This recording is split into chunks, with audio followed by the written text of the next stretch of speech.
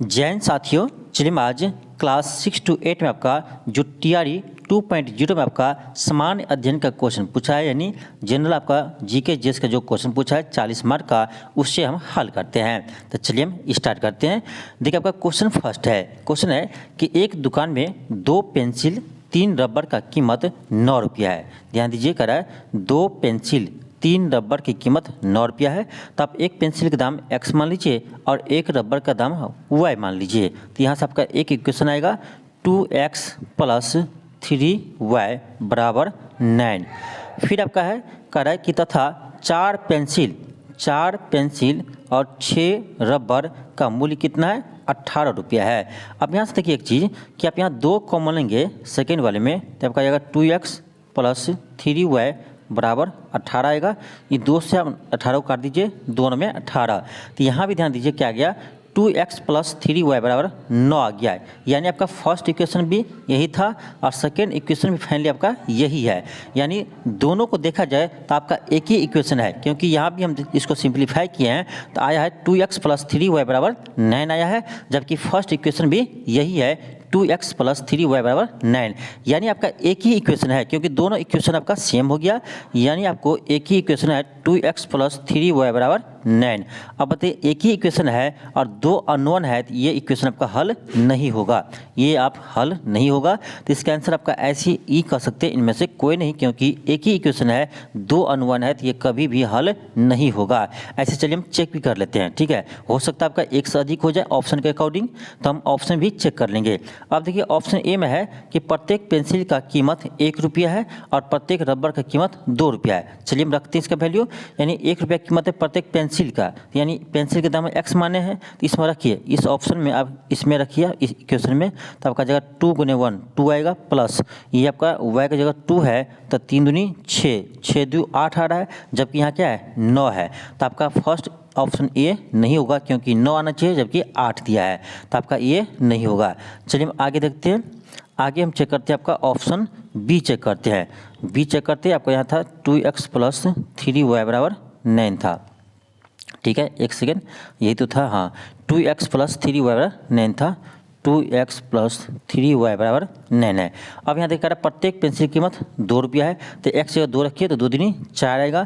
कह प्रत्येक रबर का कीमत 1 है तो 3 का 3 आएगा, 4 3 7 आ रहा है, जबकि यहाँ क्या है 9 है, 9 आना चाहिए, यहाँ 7 ही है, ये भी नहीं होगा, बी भी नहीं होगा। चलिए हम सी चेक कर लेते हैं। सी में क्या है, प्रत्येक पेंसिल का मूल्य 3 रुपया है, तो 2 × 3 होगा प्लस 3 × 2 होगा, तो 6 + 6 यहाँ आ रहा है कितना 12 आ रहा है, जबकि हमको 7 ही आना चाहिए था, सॉरी, तो ये भी आपका नहीं हुआ, 12 आ रहा है, जबकि हमको कितना है, सॉरी 9 आना चाहिए था ना।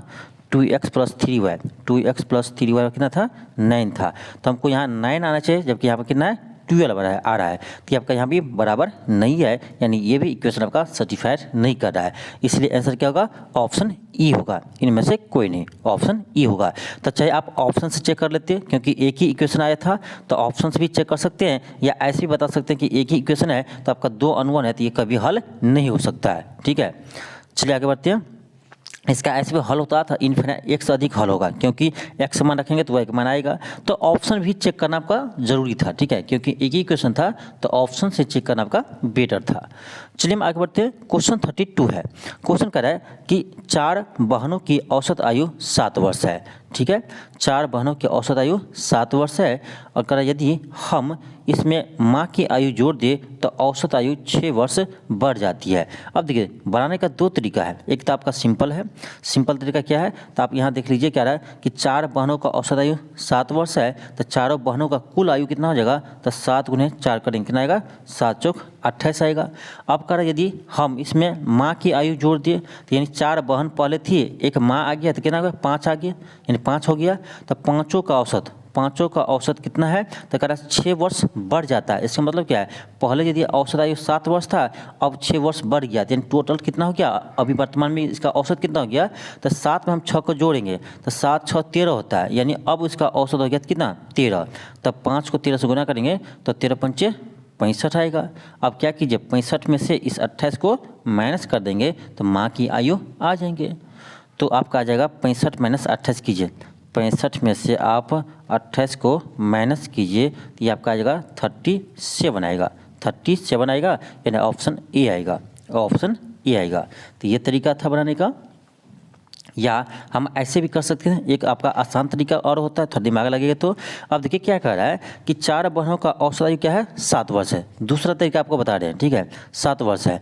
कर यदि इसमें एक माँ की आयु जोड़ दिए तो 6 वर्ष औसत बढ़ जाती है। इसका मतलब क्या है, 6 वर्ष सभी में बढ़ जाएंगे, क्योंकि 4 बहनें पहले थी, एक माँ आएंगे तो 5 हो जाएंगे, तो इन पाँचों में क्या होगा, 6 वर्ष बढ़ जाएंगे, 6 वर्ष बढ़ जाएंगे। तो 6 पंचे 30 हो गया।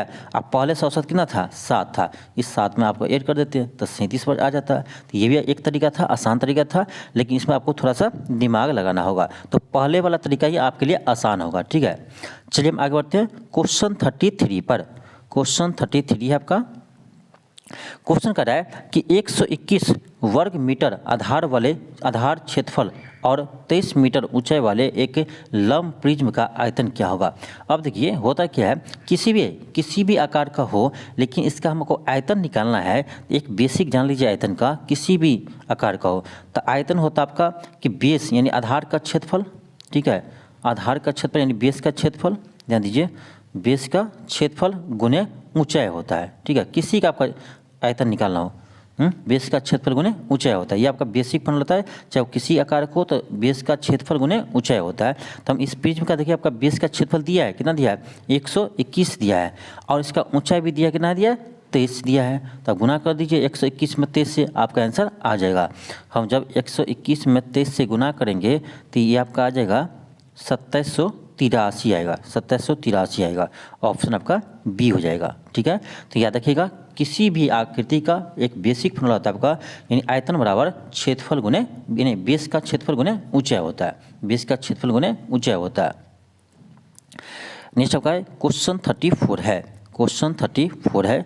क्वेश्चन कर आपका कि 1 और 50 के बीच कितनी अभाज्य संख्या आती है। तो आप इसको काउंट ही करना होगा और कोई भी तरीका नहीं है। तो आप देखिए अभाज्य संख्या कर रहा है, तो सबसे छोटी अभाज्य संख्या 2 है, 2 के बाद क्या आएगा, 3 आएगा, फिर 5 आएगा, फिर 7 आएगा, 9 नहीं आएगा, 11 आएगा, फिर 13 आएगा, 15 नहीं आएगा, 17 आएगा, 17 के बाद 19 आएगा, 19 के बाद आपका 20, 21 नहीं आएगा, 22 भी नहीं आएगा, 23 आएगा, 23 के बाद 24, 25, 26 भी नहीं आएगा, 27 भी नहीं आएगा, 28 भी नहीं आएगा, 29 आएगा, ठीक। 29 के बाद आपका 31 आएगा, 31 के बाद आपका 32 भी नहीं आएगा, 33 नहीं आएगा, 34 नहीं आएगा, 35 नहीं आएगा, 36, 37 आएगा, फिर आपका क्या आएगा, 37 के बाद आपका आएगा 39 भी नहीं आएगा, 40 भी नहीं आएगा, 41 आएगा, 37 के बाद आपका 41 आएगा, 41 के बाद देख लीजिए आपका 43 आएगा, फिर आपका 47 आएगा, 47, ठीक है। इस सभी को आप काउंट कीजिए, सभी को काउंट कीजिए, आपका आएगा 15 आ जाएगा। यानी आपका 1 से 50 के बीच 15 अभाज्य संख्या है। तो इसको सिंपली आपका एक ही तरीका है कि आप सबको लिखकर काउंट कर लीजिए, ठीक है, और दूसरा कोई तरीका नहीं है। तो आपका आ जाएगा क्या, आपका आ जाएगा ऑप्शन बी आ जाएगा 15। तो यानी 1 और 50 के बीच 15 अभाज्य संख्या है। चलिए हम आगे बढ़ते हैं।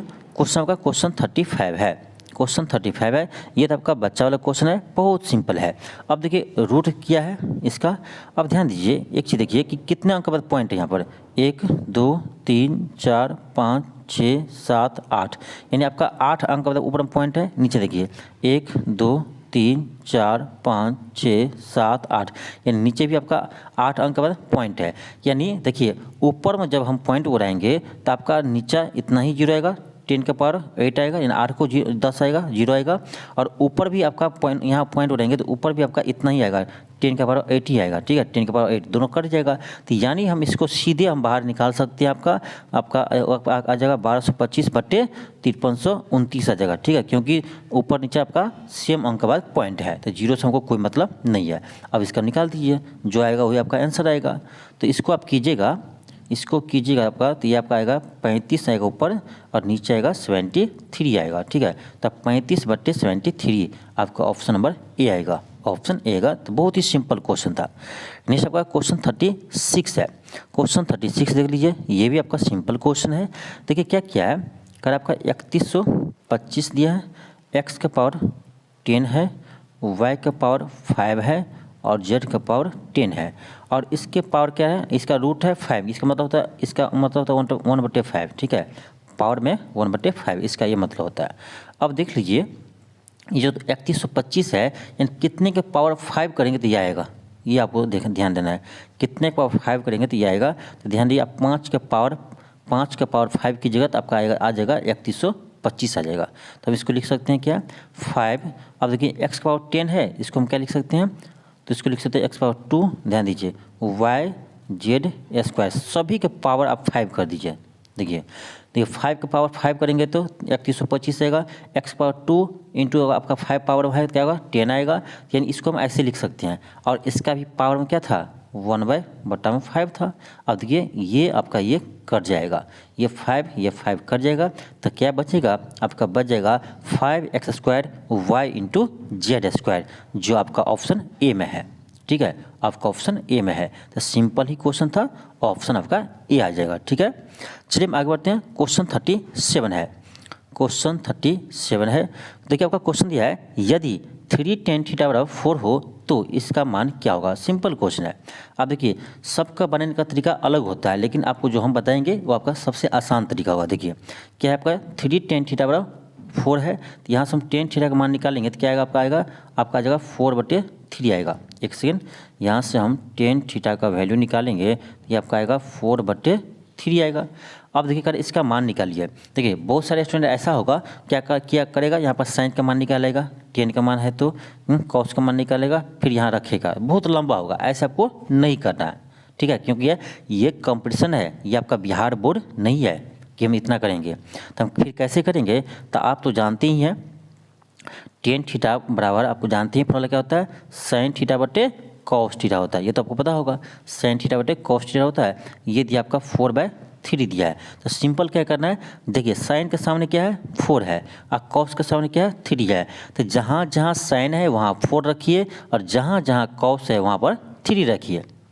बहुत सिंपल क्वेश्चन बन जाएगा, क्योंकि हम जानते हैं tan θ होता है sin/cos होता है, ये बराबर है 4/3 है। तो साइन का आपका सामने क्या है 4 है, और cos के सामने क्या है 3 है। तो ये हम कंपटीशन में इसे बना सकते हैं ऐसे। ठीक है, तो आपको जहाँ जहाँ साइन है वहाँ 4 रखिए, तो जहाँ जहाँ साइन है वहाँ 4 रखिए, और जहाँ जहाँ cos है 3 रखिए। तो यहाँ पर साइन का हटा को हम क्या रखेंगे 4 रखेंगे, और यहाँ पर हम क्या करेंगे cos की जगह क्या रखेंगे 3 रखेंगे, बट्टा आपका हो जाएगा 3 गुने 4 2 गुने 3। अब देख लीजिए क्या आ रहा है, 4 तिया 12 3 दूनी 6 बट्टे 4 तिया 12 3 दूनी 6। ये आपका आ जाएगा कितना 12 6 18 आएगा, 18/12 में से 6 गया 6 6 3 18, कितना आ रहा है 3 आ रहा है, 3 आ रहा है। अब चलिए देखते हैं किस ऑप्शन में 3 है, किस ऑप्शन में 3 है। तो किसी भी ऑप्शन में 3 नहीं है, इसीलिए इसका आंसर क्या होगा ई होगा, इनमें से कोई नहीं। तो आपको डरना नहीं है, इसी तरीके से बताना, आपको बनाना है एग्जाम में। यदि आपका आंसर नहीं आ रहा तो कोई बात नहीं, ऑप्शन ई होगा, इनमें से कोई नहीं। चलिए हम आगे बढ़ते हैं। क्वेश्चन आपका क्वेश्चन 38 है, क्वेश्चन 38 है। क्वेश्चन कह रहा है कि लोहे का एक ठोस टुकड़ा इतना इतना इतना आपका बीमा दिया है, कह रहा एक घनाकार आकार में है, इसको ढालकर एक ठोस गोला बनाया जाता है, तो गोले की त्रिज्या क्या होगा। देखिए आप जानते होंगे कि जब किसी से हम जैसे ये आपका घनाभ है, इसको गलाकर क्या बनाना है गोला बनाना है। तो ध्यान रखिएगा, जब हम किसी को पिघलाकर या गलाकर जब दूसरा आकार की आकृति बनाते हैं, तो आपको ये पता होगा जितना मटेरियल आपको इसमें लगा होगा इसी मटेरियल से ये बनेगा, तो यानी दोनों का आयतन क्या हो जाएगा सेम रहेगा, बराबर होगा। यही इसमें आपका मेन कॉन्सेप्ट है। जब किसी आकृति को किसी दूसरी आकृति में ढालते हैं तो क्या होता है, दोनों का आयतन सेम रहता है। आयतन सेम क्यों होता है, इसका कारण है कि भाई जितना मटेरियल आपका इसमें रहेगा यही तो पिघल का आपका ये बनेगा, तो यानी मटेरियल तो आपका चेंज नहीं हो रहा है। तो इसका मतलब है मटेरियल जब चेंज नहीं हो रहा तो इसमें आयतन इसका चेंज नहीं हो रहा है।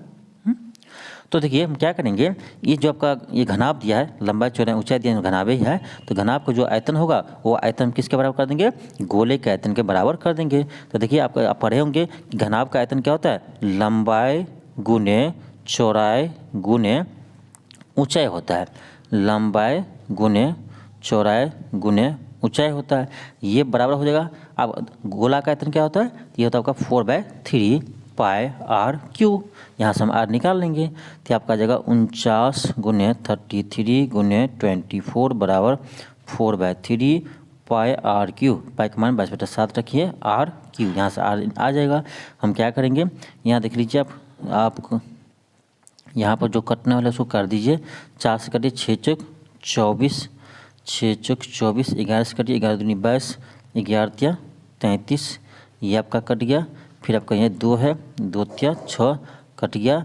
आपका क्या आ रहा है, ध्यान दीजिए, एक सेकेंड ध्यान दीजिए। आपका यहाँ आ रहा है 49 है, और यहाँ पर 3 है, यहाँ 3 है, यहाँ 3 है, ये 3 इधर जाएगा, यहाँ 7 है। तो आपका हम देखिए डायरेक्ट लिख रहे हैं 49 गुने 7। ध्यान दीजिए आपका आ जाएगा यहाँ से RQ बराबर 49 गुने 7 गुने 3 गुने 3 गुने 3, ये आपका गया।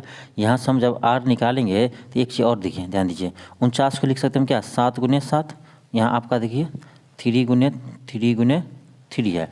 अब यहाँ ध्यान दीजिए, हम यहाँ से क्या करेंगे, हम यहाँ से हम देखिए इसको लिख सकते हैं क्या, 7 का Q, यहाँ लिख सकते हैं 3 का Q, यहाँ क्या है, R का Q है। तो यहाँ से हम R निकालेंगे तो आपका आ जाएगा, ये आपका आ जाएगा 7 गुने 3 के पावर 3 के पावर 1/3, 3 कट जाएगा, यहाँ से आपका आ जाएगा 7 3 21। तो आपका रेडियस आ गया कितना, 21 सेंटीमीटर आपका रेडियस आ गया। 21 सेंटीमीटर आपका रेडियस आ गया। किस ऑप्शन में है, ऑप्शन सी में है, ऑप्शन सी में है, आपका आ जाएगा 21 सेंटीमीटर। चलिए हम आगे बढ़ते हैं। क्वेश्चन आपका क्वेश्चन 39 है, यानी आपका यहाँ पर मैथ का क्वेश्चन समाप्त हो गया। तो आप देख सकते हैं कि सभी में आपका जो 40 मार्क का क्वेश्चन पूछा है, इसमें आपका मैथ का क्वेश्चन 8 से 8 क्वेश्चन पूछा है। हर में आपका 8 क्वेश्चन मैथ से पूछा है। तो मैथ पे आपको ध्यान देना ही होगा, क्योंकि 40 नंबर में 8 नंबर बहुत मायने रखता है। ठीक है, लगभग कह सकते हैं 25% है लगभग, क्योंकि 8 है तो 10 भी हो सकता है।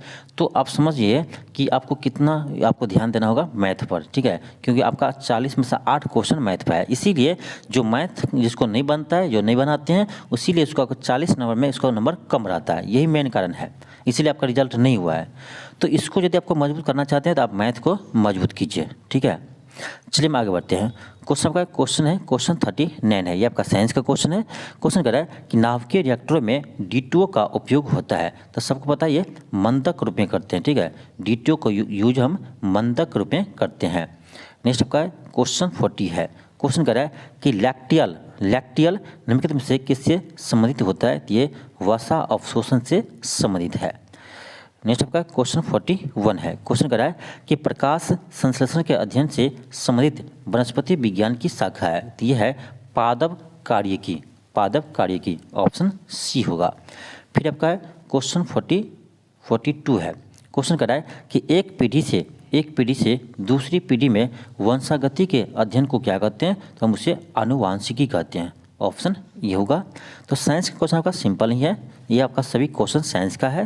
क्वेश्चन कह रहा है कि ल्यूमिनिमिक्स पौधे में नाइट्रोजन स्थिरीकरण के लिए कौन सा वर्णक आवश्यक है। तो ये है लेग हेमोग्लोबिन, ऑप्शन बी होगा। फिर आपका क्वेश्चन है क्वेश्चन 44 है। क्वेश्चन कह रहा है कि वह एंजाइम जो हमारे मुंह में भोजन के साथ मिलता है वह है एमाइलेज। याद रखिएगा, वह एंजाइम जो हमारे मुंह में भोजन के साथ मिलता है वह है एमाइलेज। नेक्स्ट है क्वेश्चन 45 है। क्वेश्चन कर रहा है कि Al2O3.2SiO2.2H2O इनमें से किसका रासायनिक सूत्र है।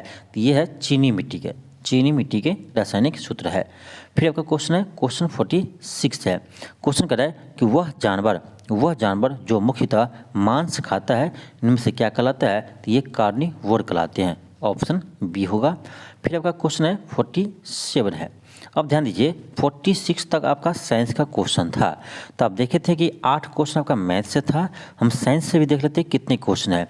तो 46 कहाँ से शुरू हुआ था, एक सेकेंड, आपका 39 से शुरू हुआ था। 39 से शुरू हुआ था, 46 तक आपका साइंस का क्वेश्चन है। तो यानी आपका देखा जाए तो यहाँ से तो 7 क्वेश्चन आपका, एक सेकेंड, 39 से है तो 39 40 तो 6 इधर हो गया, यानी आपका 8 क्वेश्चन साइंस है। ध्यान दीजिए आपका 8 क्वेश्चन साइंस है। तो 8 था मैथ से, 8 है साइंस से, तो 16 क्वेश्चन आपका ऐसे ही हो गया। तो 8 मैथ से 8 साइंस से क्वेश्चन पूछा है। अब चलिए आगे देखते हैं कि करेंट अफेयर से क्वेश्चन कितना पूछा है। अब यहाँ देख सकते हैं 47 से आपका करेंट अफेयर का क्वेश्चन है। क्वेश्चन कर रहा है कि 1 दिसंबर 2022 को किस हवाई अड्डे पर डीजी यात्रा शुरू नहीं हुई थी। तो ये आपका हो जाएगा रायपुर में डीजी यात्रा शुरू नहीं हुई थी। नेक्स्ट आपका क्वेश्चन 48 है।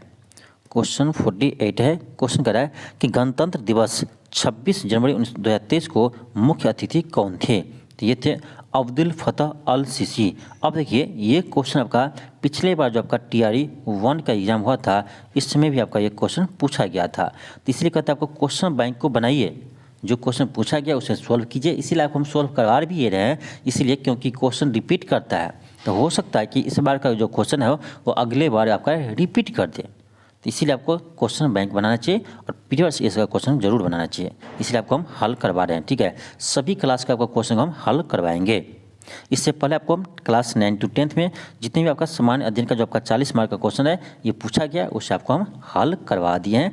यदि आप ये वीडियो नहीं देखें हैं तो प्लेलिस्ट में जाकर देख लीजिएगा, बहुत फ़ायदा करेगा। ठीक है, तो चलिए हम आगे बढ़ते हैं।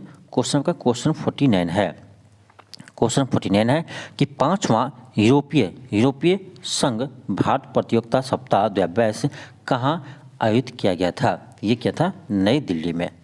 नेक्स्ट आपका क्वेश्चन 50 है। क्वेश्चन 50 है। क्वेश्चन 50 करा है कि सूर्य अध्ययन करने के लिए 2 सितंबर 2023 को लॉन्च किए गए इसरो के आदित्य L1 मिशन के प्रायोजक निर्देशक कौन थे? ये थे निगार साजी थे। ऑप्शन सी होगा। नेक्स्ट आपका क्वेश्चन है क्वेश्चन 51 है। क्वेश्चन कर रहा है कि संयुक्त राज्य अमेरिका में कौन सा राज्य विधायी का पहला राज्य बन गया जिसने दक्षिण एशियाई मूल के लोगों के लिए जाति के आधार पर भेदभाव गैर कानूनी घोषित करने के लिए मतदान किया और जिनका आरोप है कि उन्हें रोजगार और अवसर में निष्पक्षता के लिए पारंपरिक अमेरिकी सुरक्षा उपाय से बाहर रखा गया है? तो इसका आंसर आपका हो जाएगा कैलिफोर्निया। इसका आंसर होगा कैलिफोर्निया, ऑप्शन ए होगा। नेक्स्ट आपका क्वेश्चन है क्वेश्चन 52 है। क्वेश्चन कह रहा है कि हाल ही में किस देश ने रूबेला के सफल उन्मूलन में की घोषणा की है? ये किया है भूटान, ऑप्शन सी होगा। नेक्स्ट आपका क्वेश्चन 53 है। क्वेश्चन कह रहा है कि अमेरिका द्वारा लीजन ऑफ मेरिट सम्मान किसे दिया है? ये दिया है जनरल दलवीर सिंह सुहाग को, ऑप्शन ए होगा। फिर क्वेश्चन आपका क्वेश्चन 54 है। क्वेश्चन कह रहा है इंडिया प्राइड प्रोजेक्ट का उद्देश्य है भारतीय विरासतों को वापस भारत लाना, ऑप्शन सी होगा। नेक्स्ट आपका क्वेश्चन 55 है। क्वेश्चन 55 है। अब यहाँ देखिए, यहाँ तक आपका करेंट का क्वेश्चन था, तो चलिए हम देख लेते हैं कि करेंट अफेयर का कितना क्वेश्चन पूछा गया है। ठीक है, तो आपका यहाँ से शुरू हुआ था, एक सेकेंड, आपका करेंट अफेयर यहाँ से शुरू हुआ था, तो 1 2 3 यहाँ हो गया, 4 5 6 7 8, यानी देखिए 8 क्वेश्चन आपका करेंट से भी है। 8 क्वेश्चन करेंट से भी है, यानी देखिए 8 क्वेश्चन आपका मैथ से था, ध्यान दीजिए, 8 क्वेश्चन आपका साइंस से था, ठीक है, और 8 क्वेश्चन ही आपका करेंट से भी है। तो ध्यान दीजिए, आपका 8 3 24, इसी 3 मिलाकर आपका 24 हो गया। तो करेंट पर भी ध्यान देना होगा, करेंट अफेयर पर, साइंस पर ध्यान देना होगा और मैथ पर ध्यान देना होगा, क्योंकि तीनों का वेटेज सेम है। चलिए हम आगे बढ़ते हैं 55 से। क्वेश्चन कर रहा है कि निम्नलिखित में से कौन सा युवा बलित पर्वत नहीं है? तो आपका हो जाएगा ऑप्शन डी, क्योंकि इसका आंसर ए और सी दोनों सी है, तो आपका हो जाएगा ऑप्शन डी। अरावली और अल्पेशियन ये आपका युवा बलित पर्वत नहीं है, इसलिए आंसर क्या होगा? डी होगा, एक से अधिक। नेक्स्ट आपका क्वेश्चन 56 है। क्वेश्चन कर रहा है कि निम्नलिखित क्षेत्रों में से किसका न्यून हिम रेखा है? तो यह है आल्प्स क्षेत्र का, ऑप्शन सी होगा। ये आपका ज्योग्राफी का क्वेश्चन है। फिर क्वेश्चन है 57 कि कर्क रेखा द्वारा सर्वाधिक क्षेत्र आच्छादित है, तो यह है मालवा का पठार, ऑप्शन बी होगा। फिर एक क्वेश्चन 58 है कि कांटेदार जंगल नहीं पाए जाते हैं, तो आपका जो है तमिलनाडु राज्य में कांटेदार जंगल नहीं पाए जाते हैं। क्वेश्चन आपका क्वेश्चन 59 है। क्वेश्चन 59 है। क्वेश्चन कर रहा है किस राज्य में सबसे अधिक लैटराइट मिट्टी है? तो ये है मेघालय में, याद रखिएगा। अब देखिए, ये आपका ज्योग्राफी का क्वेश्चन था, तो ज्योग्राफी क्वेश्चन था, एक सेकेंड, यहाँ देख लीजिए ज्योग्राफी क्वेश्चन क्या पूछा गया, ये भी देख लेते हैं। 1 2 3 4 5 क्वेश्चन अभी तक मिला है हमको ज्योग्राफी से। तो देखिए, ज्योग्राफी से भी आपका क्वेश्चन अधिक पूछा गया है। और भी देख लेते हैं आगे क्या है। क्वेश्चन है कि उस देश का नाम बताइए जो पहले G21 की मेजबानी करेगा। देखिए, G20 का मेजबानी 2023 में आपका भारत में हुआ था। उसके बाद इसमें आपका एक नया सदस्य बना था अफ्रीकी संघ, उसके मिलाकर अब इसका नाम हो गया G21। यही कह रहा है कि पहले G21 की मेज़बानी कौन करेगा, यानी अगले G20 की मेज़बानी कौन करेगा, कहने का अर्थ ये हुआ है। तो अगला G20 यानी इसी के नाम पड़ गया G21, इसका आपका होगा ब्राज़ील में, ठीक है। तो G20 कहा जाए अगला तो ब्राज़ील होगा, लेकिन अब इसका नाम पड़ गया G21। तो G21 ये पहली बार हुआ है, इसीलिए कहा गया कि पहली G20 की मेज़बानी कौन करेगा, तो ये करेगा ब्राज़ील। तो क्वेश्चन को थोड़ा सा घुरा कर पूछा है, तो आपको ध्यान रहना चाहिए। क्वेश्चन 61 है। क्वेश्चन कर रहा है कि हवा में नमी को मापने के लिए इनमें से किस उपकरण का उपयोग करते हैं, तो हाइग्रोमीटर का प्रयोग करते हैं, हाइग्रोमीटर। नेक्स्ट आपका क्वेश्चन 62 है। ये भी आपका देखिए, ये भी आपका ज्योग्राफी का ही क्वेश्चन है। तो 5 क्वेश्चन मिला था, इसके लगाकर 6 हो गया। हम काउंट करते जा रहे हैं किस सब्जेक्ट से कितने क्वेश्चन पूछा है। क्वेश्चन आपका देखिए, क्वेश्चन है कि निम्नलिखित में से कौन सी भूमध्य सागर से भारत के उत्तरी पश्चिमी भाग की ओर चलती है, तो आपका है पश्चिमी विक्षोभ, ऑप्शन ए होगा। फिर आपका क्वेश्चन है 63। अभी 6 क्वेश्चन हुआ ज्योग्राफी से, 63 देखिए, यानी आपका अब आ गया हिस्ट्री आ गया। इसका मतलब 6 क्वेश्चन आपका यानी ज्योग्राफी से भी पूछा है, 6 क्वेश्चन आपका ज्योग्राफी से भी पूछा है। आगे नेक्स्ट है क्वेश्चन 63 है। क्वेश्चन कर रहा है किसके नेतृत्व में संथाल विद्रोह 1855 से 56 के बीच हुआ था, तो ये होता सिद्धू और कानू के बीच, ठीक है। सिद्धू और कानू ने क्या था, यानी संथाल विद्रोह। तो याद रखिएगा कि सिद्धू और कानू के नेतृत्व में संथाल विद्रोह हुआ था। इसका आंसर क्या होगा, ऑप्शन ई होगा, इनमें से कोई नहीं, ऑप्शन ई होगा, इनमें से कोई नहीं। क्वेश्चन 64 है। क्वेश्चन कह रहा है कि 5 मार्च 1931 को कौन सी महत्वपूर्ण घटना घटी, तो ये होता है गांधी इरविन समझौता। 5 मार्च 1931 को गांधी इरविन समझौता हुआ था।